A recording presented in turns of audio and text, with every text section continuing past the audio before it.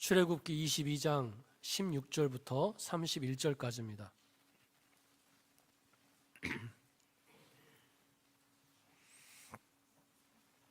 교독하시겠는데요, 제가 먼저 읽겠습니다. 사람이 약혼하지 아니한 처녀를 꾀어 동침하였으면 납폐금을 주고 아내를 삼을 것이요,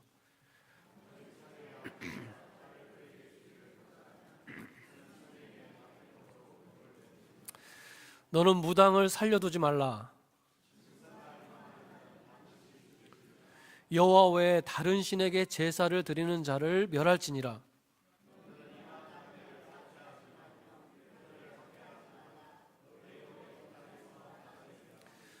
너는 과부나 고아를 해롭게 하지 말라.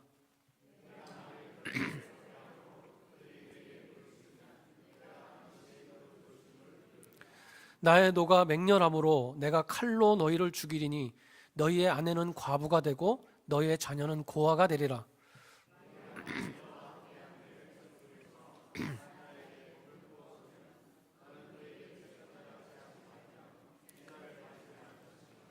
내가 만일 이웃의 옷을 전당 잡거든 해가 지기 전에 그에게 돌려보내라.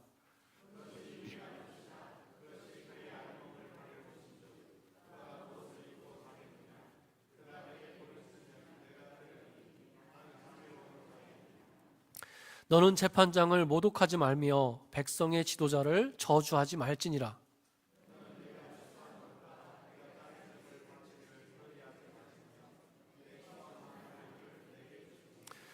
내 소와 양도 그와 같이 하되 이레 동안 어미와 함께 있게 하다가 여드레 만에 내게 줄지니라. 너희는 내게 거룩한 사람이 될지니 들에서 짐승에게 찢긴 동물의 고기를 먹지 말고 그것을 개에게 던질지니라. 아멘. 언약서에 나와 있는 규례들 6번째 시간입니다. 오늘 말씀은요, 서로 다른 4개의 규례에 대해서 말씀하고 있어요. 첫 번째는 어떤 사람이 약혼하지 않은 처녀를 꾀어가지고 동침했다는 겁니다. 이런 경우는요, 그 남자가 그 처녀와 결혼해야 된다는 거예요. 그래서 그 남자는 그 처녀의 아버지에게 납폐금이라고 하죠. 우리가 알고 있는 그 지참금을 말합니다. 혼인할 때 신랑의 집에서 신부의 집으로 보내는 예물이나 돈을 말하는 거예요. 남편이 아내를 데려가기 위해서 신부 측에 지급하는 지참금을 말합니다. 이 납폐금을 지불하고 결혼해야 된다는 거죠. 그러니까 시작은 잘못됐어요. 시작은 잘못됐지만 원래 결혼하는 절차대로 가는 겁니다. 그 당시에 결혼은 그럼 어떻게 했는가? 먼저는요, 남자가 자기 마음에 드는 여자를 얻기 위해서 찾아가야 됐어요. 여러분 기억하시죠? 아브라함이 그 아들 이삭의 신부감을 찾기 위해서 자기 종을 고향에 보내지 않습니까? 이삭 대신 보낸 거예요. 그 다음에는 그 찾은 여자가 동의를 해야 됩니다. 뭐 당연한 거겠죠. 이삭의 아내였던 리브가에게도요, 본인의 의사를 분명하게 물어보는 그런 장면이 나오고 있습니다. 그래서 그 여자가 동의하면 이제는 남자가 그 여자의 부모에게 지참금을 지불하고요, 양가의 동의하에 공식적으로 약혼자가 되는 거예요. 약혼이 성립이 되는 겁니다. 그런데 이 약혼은요, 결혼과 동일한 효력을 가졌습니다.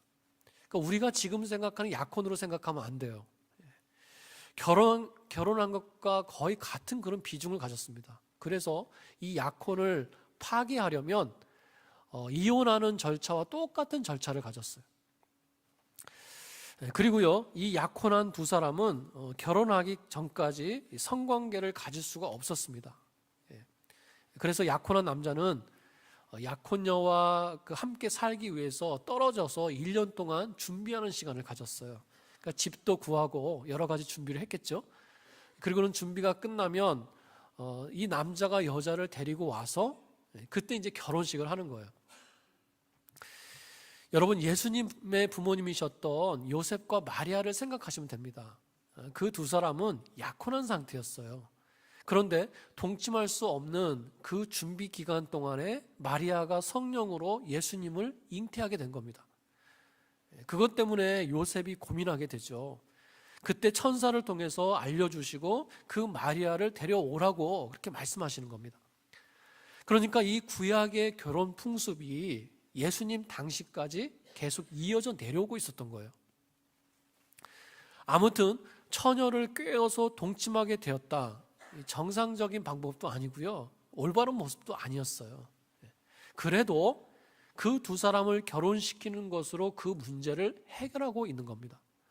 자, 그런데 여자의 아버지가 딸을 그 남자와 결혼시키는 것을 반대한다는 거죠.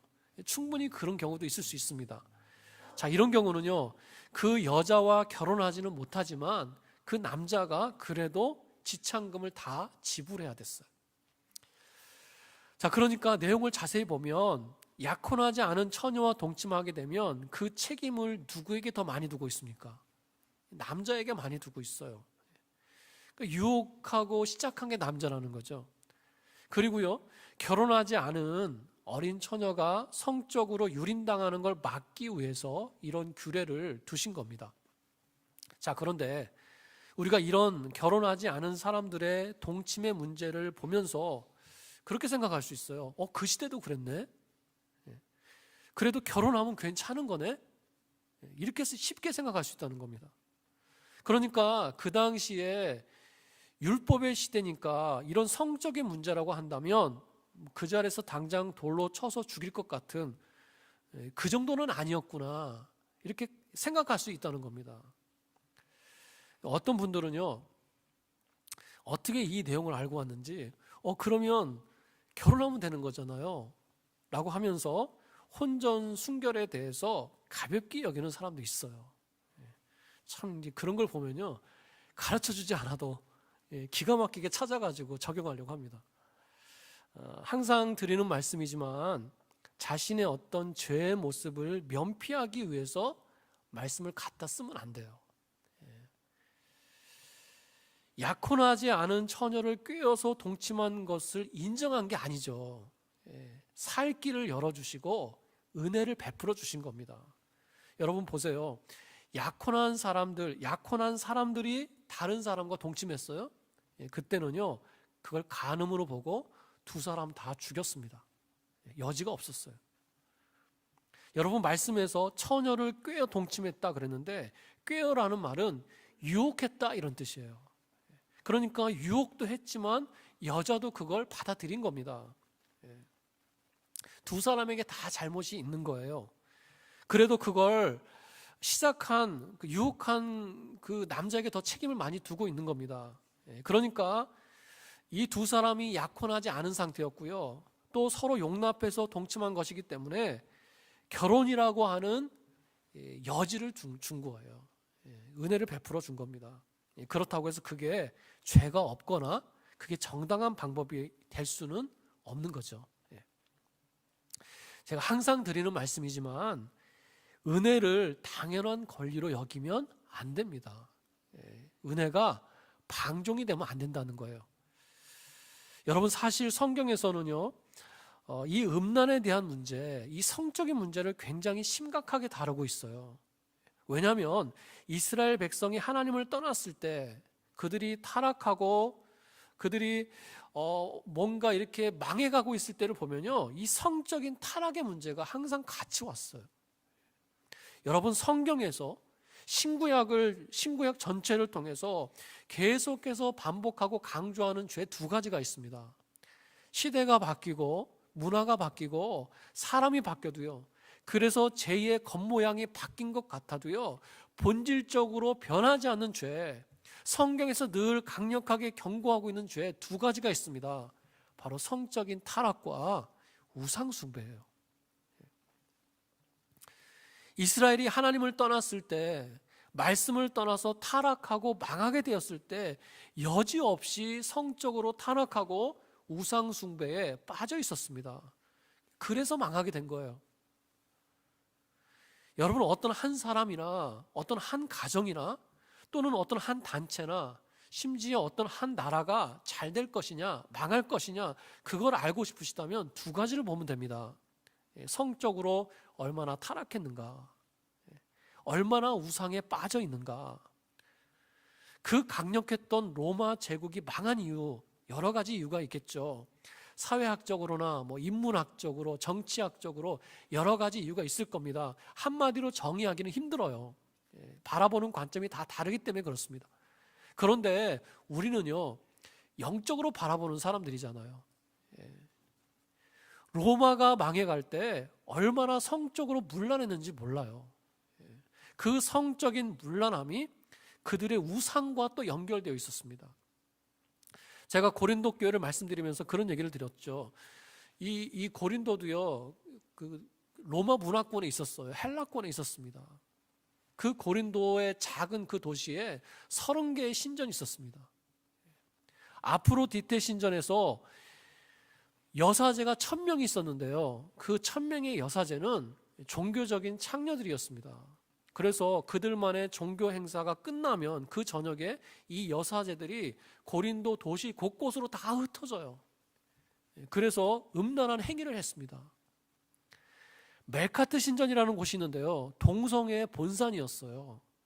그래서 사람들이 이 고린도 사람들을 부를 때 코린티아 조마이 이렇게 불렀다고 그랬습니다. 코린티아 조마이 무슨 뜻이냐? 음란한 사람들아, 이런 뜻이에요. 얼마나 음란했으면 그 도시 이름을 부를 때 도시로 안 부르고요, 음란한 사람아 이렇게 불렀다는 거예요. 여러분, 로마도 다르지 않았습니다. 그 신전이 그 신전이고 그 우상이 다 그 우상이었어요. 그래서 초대교회 당시에 많은 로마인들이요, 기독교인들의 그 정숙함을 보고 그들의 정결한 신앙생활을 보고 기독교에 대해서 관심을 갖게 되고요, 그걸 계기로 예수 믿고 교회 안에 들어오게 됐어요. 여러분, 지금도 그렇습니다. 가정적인 어떤 문제를 보잖아요. 그리고 어떤 사회적인 이슈나 범죄나 어떤 사건 사고들을 들여다보면 이 둘 중에 하나와 연관됐을 때가 많아요. 성적인 것에 관련돼 있든가 아니면 돈에 관련돼 있습니다. 이 시대의 대표적인 우상이 뭡니까? 돈이잖아요, 돈. 만몬신 이렇게 얘기하지 않습니까? 여러분, 만몬신은요, 갈대아와 시리아 지역에서 섬기던 재물, 돈의 신이었어요. 그래서 이 시대는 만몬신을 섬긴다, 이런 얘기도 하는 것입니다. 여러분, 이 성적인 문제 얼마나 우리가 많이 체감하고 있습니까? 범죄도 많이 일어나고 있고요, 가정도 많이 깨지고요, 문화 자체가 참 음란한 그런 문화가 많아요. 너무 많습니다. 교회조차도 하나님의 창조 질서를 무너뜨리는 이 동성애의 문제, 바로 이 성 정체성의 문제로 공격당하고 흔들리고 있어요. 여러분, 우리가 이 음란한 죄들에 대해서 철저히 경계해야 될 줄로 믿습니다. 로마서 13장에서 이렇게 말씀하고 있어요. 낮에와 같이 단정히 행하고 방탕하거나 술 취하지 말며 음란하거나 호색하지 말라. 세상을 따라가지 말라는 거죠. 특별히 이 음란함에 대해서 강조해서 말씀합니다. 또 고린도후서 12장을 보시면 바울이 이런 말도 합니다. 여러 사람이 그 행한 바, 이게 무슨 말이냐면 교회 안에 있는 성도들 여러 사람들이 행했다는 거예요. 이미 그런 모습이 있다는 거예요. 그 모습이 뭐냐? 더러움과 음란함과 호색함이라는 겁니다. 그러면서 그 뒤에 이어서 뭐라고 말씀하냐면 그런 죄를 짓고도 회개하지 아니함 때문에 슬퍼할까 두렵노라, 이렇게 얘기해요. 그런 죄를 짓고도 하나님 앞에서 회개하지 않는 그 모습을 보면서 슬퍼할까 두렵다는 거예요. 여러분, 말씀이 얼마나 이 음란함에 대해서 또 육적인 정결함에 대해서 자주 말씀하고 있는지 모릅니다. 여러분, 우리가 이 음란함을 철저히 경계해야 될 줄로 믿습니다. 그 유혹에 넘어가지 않도록, 나도 모르게 그 문화에 젖어들지 않도록 조심하고 또 조심해야 돼요. 가정에 이 음란함의 죄가 들어오지 않도록, 또 우리의 자녀들이 그런 것에 노출되거나 그런 죄에 붙들리지 않도록 우리가 기도로 잘 막아야 되고요, 지켜야 될 줄로 믿습니다. 우리가 영적으로나 육적으로 정결하게 살기를 힘써야 돼요. 고린도전서 6장에서 이렇게 말씀하고 있습니다. 음행을 피하라. 사람의 범하는 죄마다 몸 밖에 있거니와 음행하는 자는 자기 몸에 죄를 범하느니라. 맞습니다. 음행은요, 자기 몸으로 죄 짓는 거잖아요. 그런데 우리 몸은 바로 성령이 거하시는 몸 아닙니까? 그래서 이 말씀 뒤에 뭐라고 말씀하냐면, 너희 몸은 너희가 하나님께로부터 받은 바 너희 가운데 계신 성령의 전인 줄 알지 못하느냐. 너희는 너희 자신의 것이 아니라 내 몸도요, 내 게 아니라는 거예요. 여러분, 몸의 청지기라는 말 들어보셨습니까? 우리의 몸도 하나님께서 받아서 사용하는 겁니다. 그래서 이어서 뭐라고 말씀하고 있어요? 값으로 산 것이 되었으니 그런즉 너희 몸으로 하나님께 영광을 돌리라. 제가 지난주에도 예수님께서 우리를 목숨값 주시고 사셨다 이런 말씀을 드렸죠. 값으로 산 것이 되었으니 어떻게 하라고요? 죄 지으면서 살지 말고 하나님께 영광 올려드리는 것으로 이 몸을 쓰라는 거예요. 여러분, 우리의 마음뿐 아니라 우리의 몸도 하나님의 것입니다. 내 것처럼 함부로 하지 말라는 거예요. 여러분, 그러므로 마음과 육 모두를 정결하게 힘쓰시면서 하나님께 영광 올려드리며 살아가시는 그런 저와 여러분 되시기를 축복합니다. 자, 첫 번째 규례는요, 육의 정결함에 대해서 말씀하고 있어요. 그리고 두 번째는 방금 전에 제가 말씀드렸던 성경에서 반복해서 강조하는 큰 죄 중에 하나, 우상 숭배에 대해서 말씀하고 있습니다. 말씀을 보니까 먼저는 무당을 살려두지 말라 그러세요. 무당. 이 무당은, 여기서 무당은요, 여자 무당을 얘기합니다. 남자 무당은 말라기서 3장 5절에서만 나와요. 당시의 무당들은요, 악한 영과 교통하면서 사람들을 꿰어내가지고 하나님을 떠나게 만들었어요. 접신한다고 하죠, 접신. 무의식의 무아지경의 상태에서 접신해가지고 점도 치고 예언도 하고 어떤 신비스러운 그런 것들을 보여주는 겁니다. 그러면서 사람들을 미혹했어요. 그래서 뭐 초혼자다, 아니면 신접한 자다 이렇게 부르기도 했습니다. 다 귀신들이 하는 일이죠. 그 배후에는요, 악한 마귀의 권세가 있는 것입니다. 또 뭐라고 말씀하고 있습니까? 짐승과 행음하는 자도 죽이라 이렇게 얘기해요. 짐승과 행음하는 거, 뭐 음란함의 극치죠. 하나님의 창조 질서에 정면으로 반하는 행위입니다. 그리고요, 당시에 이런 모습은 우상 숭배와 굉장히 깊은 관계가 있었어요. 당시에 가나안 족속들이나 메소포타미아 사람들은요, 그들이 믿는 신에게 예배드리는데 그 예배 가운데 이렇게 짐승과 행음하는 이런 예식이 따로 있었어요. 그리고 또 뭐라고 말씀하고 있습니까? 하나님 외에 다른 신에게 제사 드리는 자들을 멸하라 그랬어요. 멸하라. 10계명의 첫 번째, 두 번째 계명에 직접적으로 연관된 그런 말씀이에요. 하나님 외에 다른 신을 섬기는 거고요. 섬기는 걸 예배로, 제사로 섬기는 걸 지금 말씀하고 있는 것입니다. 여러분, 말씀을 보시면요, 이 우상 숭배에 대해서 아주 강하고 단호하게 말씀하세요. 이런 자는 반드시 죽이라는 겁니다. 남겨두지 말고 멸절시키라는 거예요. 여지를 두지 않습니다. 왜 이렇게 강하게 말씀하시는 걸까요? 그것 자체로도 하나님께서 금하신 것이지만 그 죄들에 대한 전염성 때문에 그러신 거예요. 여러분, 이 세 가지 우상 숭배의 죄의 모습은요, 이 규례를, 이 율법을 이스라엘 백성이 받을 때 이스라엘 백성에게는 없는 이방인들에게 있는 모습이었어요. 그런데 나중에 가다 보면, 가나안 땅에 들어가서 살다 보면 이스라엘 백성 안에 이런 것들이 들어와서 이스라엘을 점점 타락시키기 시작했습니다. 이방인의 제사와 무당과 그런 음란함을 받아들이기 시작하면서 이스라엘은 변질되기 시작했어요. 여러분, 나중에 이스라엘 백성이 가나안 땅에 들어갔을 때 하나님께서 뭐라고 명령하십니까? 그 땅을 점령하고 그 땅에 사는 거민들을 다 멸절시켜라 그러셨어요.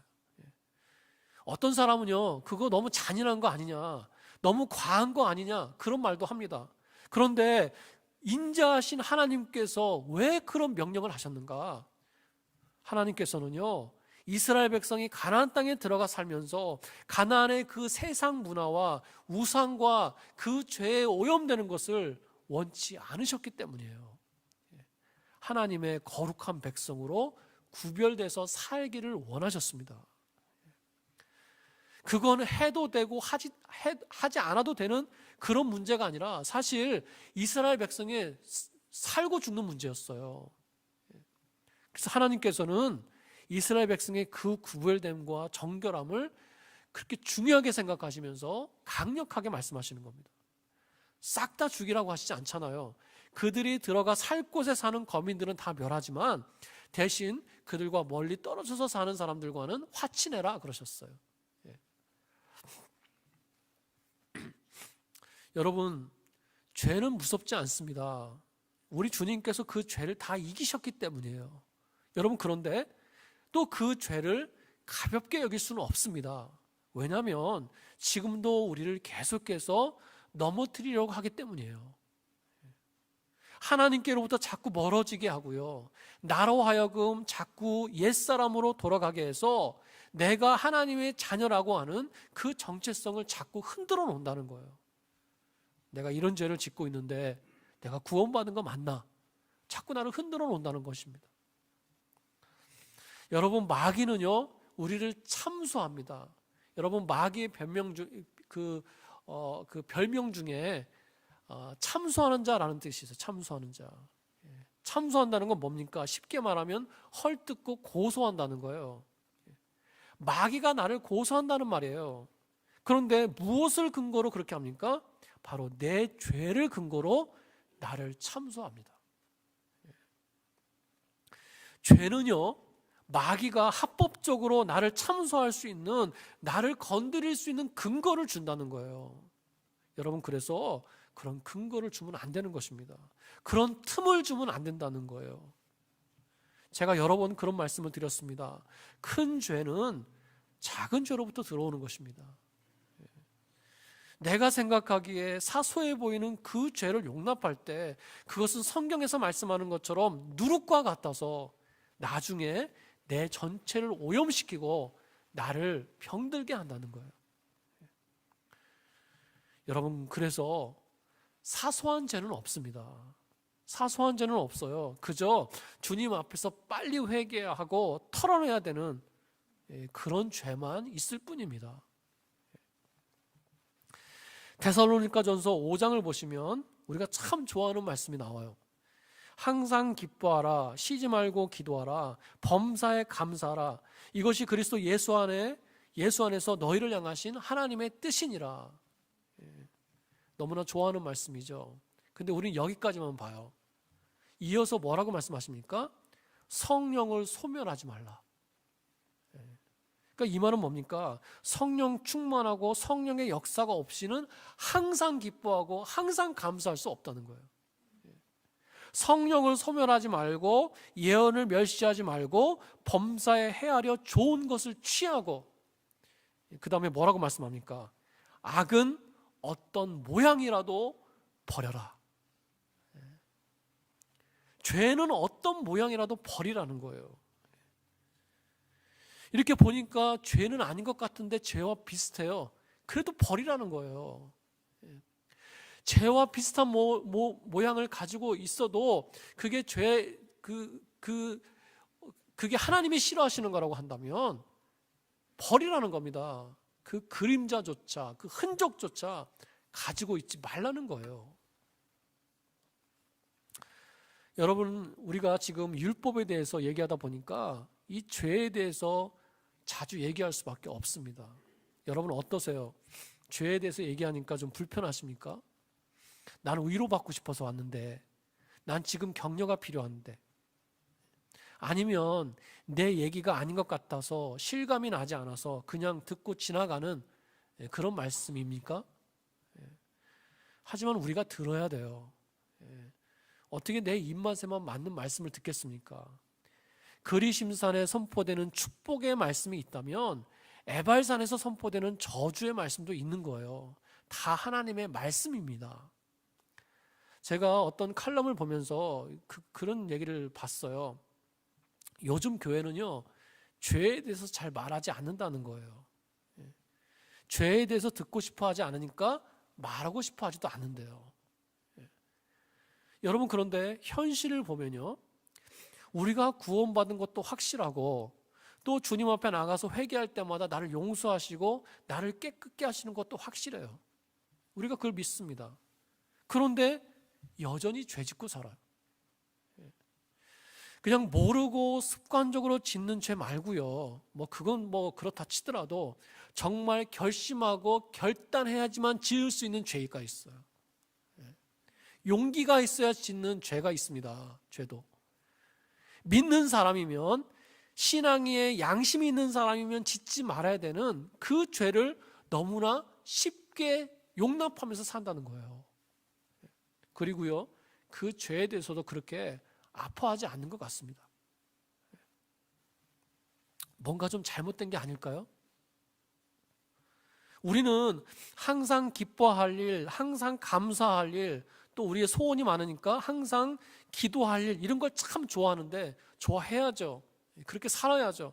그런데 그걸 위해서 성령을 소멸하지 않고 좋은 것을 취하고 어떤 악한 모양이라도 버리는 그 일에 대해서는 소홀할 때가 많다는 겁니다. 같이 가는 건데 따로 생각한다는 거예요. 여러분, 그래서 우리에게 변화가 없는 것입니다. 여러분, 사소한 죄라도 당연히 여기지 마시기 바랍니다. 불순종을 가볍게 여기지 말아야 될 줄로 믿습니다. 하나님을 사랑하는 만큼 정결하게 살기를 힘써야 될 줄로 믿습니다. 내가 좋은 은혜를 많이 구하잖아요. 내가 그 좋은 은혜를 많이 구하는 만큼 죄 짓지 않고 거룩하게 살기 위해서 그만큼 힘써야 된다는 거예요. 죄의 오염을 경계하시고요, 죄의 어떤 모양이라도 버리면서 이기면서 살아가시는 그런 저와 여러분 되시기를 축복합니다. 자, 세 번째입니다. 세 번째 말씀은, 규례는 자비에 대한 규례를 말씀하고 있어요. 21절부터 27절까지를 보시면 사회적인 약자나 또는 가난한 자를 돌아보라고 말씀하십니다. 말씀에서 나오는 이방 나그네라는 단어가 있는데요, 이 이방 나그네는 이스라엘 가운데 거하는 외국인들을 얘기하는 거예요. 그런 이방 나그네를 압제하거나 학대하지 말라, 이렇게 얘기합니다. 왜냐하면 너희도 애굽에서는 이방 나그네였기 때문이라는 거예요. 또 뭐라고 얘기합니까? 과부와 고아에 대해서 얘기하는데, 이 사람들은 스스로를 보호할 수 없는 그런 약자들이에요. 그 시대에는 더 그랬습니다.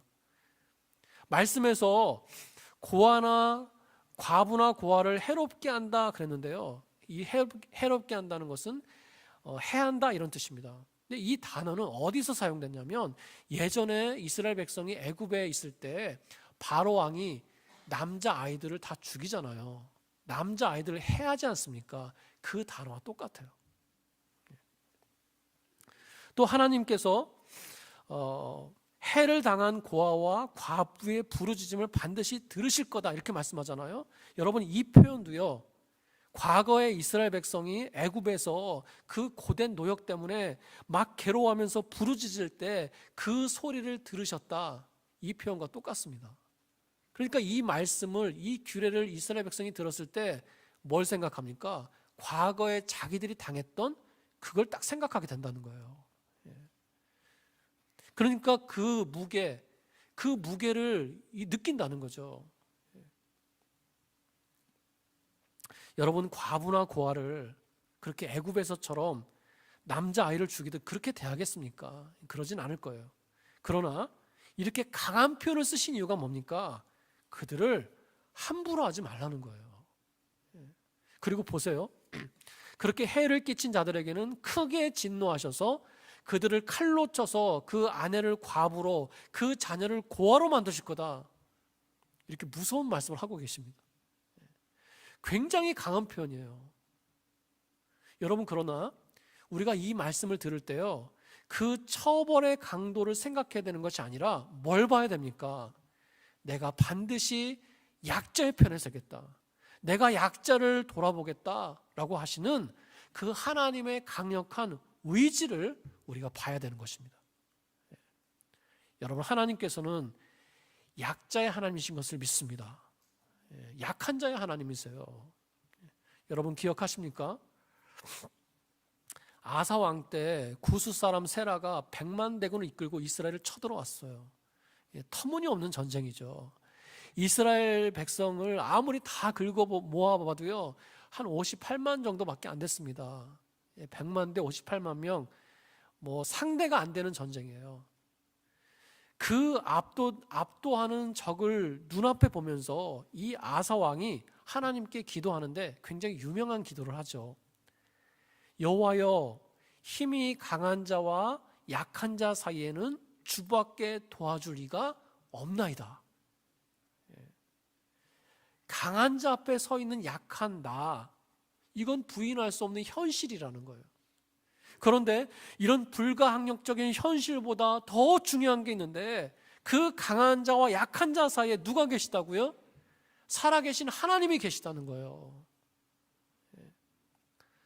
강한 자와 약한 자 사이에 나를 도와주실 분은 주님밖에 없습니다.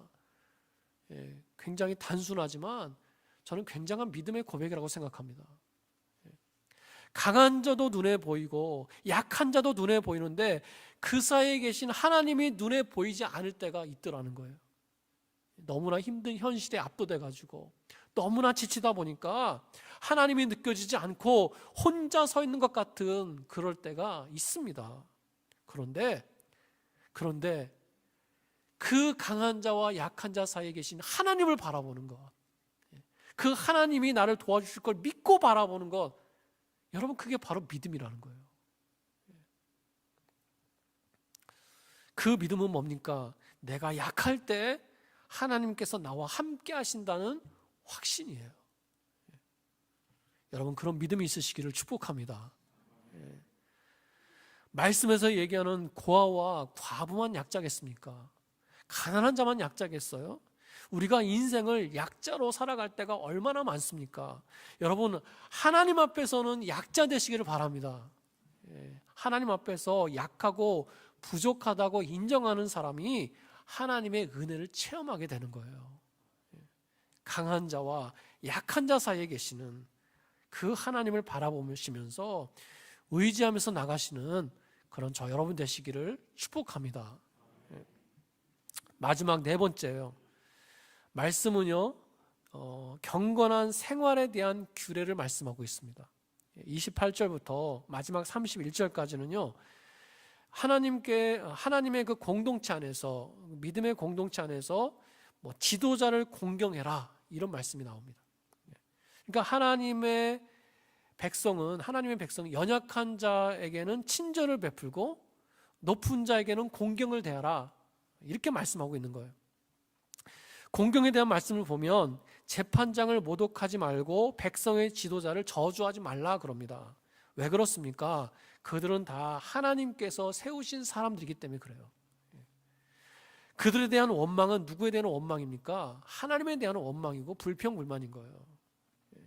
백성들이 모세에 대해서 그렇게 하지 않았습니까? 모세를 원망했지만 그건 결국 하나님을 원망한 것이고 하나님에 대한 불신앙이었다는 거예요. 자, 먼저는 지도자를 공경하고요. 그리고 이어서 말씀을 보면 드리는 것에 대해서 얘기합니다. 농작물의 11조를 드리고 또 첫 아들을 하나님께 드리고 또 가축의 첫 새끼를 하나님께 드리는 것에 대해서 말씀하고 있어요. 여러분, 기억나시는지 모르겠습니다. 이 처음 드리는 것은요, 저희가 출애굽기 13장에서 봤어요. 이 규례는 유월절 규례에서 나오는 내용이에요. 그러니까 이스라엘 백성이, 하나님의 백성이 대대로 지켜야 되는 유월절에 대한 규례를 지금 말씀하고 있는 겁니다. 그러니까 뭡니까? 하나님의 백성이라고 한다면, 성도라고 한다면 지켜야 될 것들이에요. 특별히 하나님께서 정하신 것을 기쁨으로 감사함으로 잘 드리는 것에 대해서 말씀하고 있습니다. 자, 그리고 31절 마지막 절을 보시면 뭐라고 말씀합니까? 너희는 내게 거룩한 사람이 되라. 이렇게 끝나고 있어요. 거룩한 사람이 되라. 한마디로 거룩하게 살라는 것입니다. 그러니까 하나님께서 세우신 지도자를 공경하고 또 하나님께서 정하신 성도의 본분을 다하고 그리고 삶 속에서 거룩하게 살아가는 것, 여러분 이건 결국 뭘 말씀하고 있는 겁니까? 성도의 경건한 삶이에요. 경건하게 살라는 말씀이에요. 여러분, 그래서 오늘 말씀 전체를 보면요, 죄로 시작해서 경건으로 끝나고 있습니다. 음란한 죄, 또 우상을 숭배하는 죄로 시작했어요. 그리고 정결하게 될 것을 말씀하십니다. 그리고 중간에 가난한 자, 약한 자를 돕고 사랑하면서 살라는 말씀도 주셨어요. 그리고 마지막에 성도의 의무를 다하면서 거룩하게 살라고 경건한 삶에 대해서도 말씀하셨습니다.